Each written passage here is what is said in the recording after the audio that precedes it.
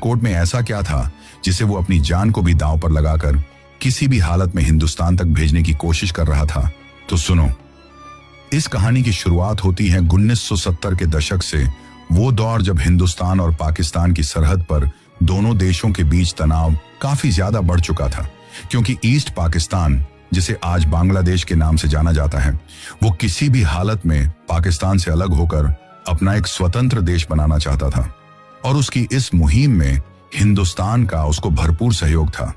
इसी वजह से पाकिस्तान को इस बात की चिढ़ लगी हुई थी कि हिंदुस्तान ईस्ट पाकिस्तान को उससे अलग करवाने के लिए ये सब क्यों कर रहा है। और यही तनाव आगे जाकर 1971 की जंग में बदल जाता है, जिस जंग में दोनों देशों के बीच युद्ध होता है।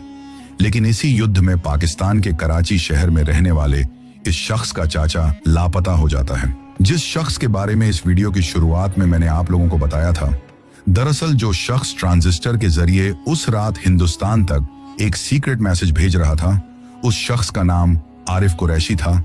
और आरिफ कुरैशी के चाचा पाकिस्तान आर्मी में तैनात थे, जो कि 1971 की जंग के दौरान लापता हो गए थे।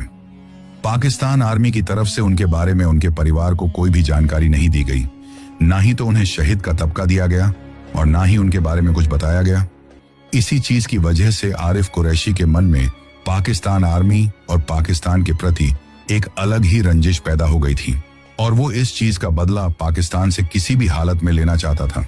अब जो आरिफ कुरैशी था, वो कराची में एक रेडियो मैकेनिक के तौर पर काम किया करता था। कराची शहर के ही पुराने बाजार में उसकी एक छोटी सी दुकान थी, जहां पर लोग अपने ट्रांजिस्टर, वायरलेस सेट और पुराने टेप रिकॉर्डर ठीक करवाने के लिए उसके पास आते थे।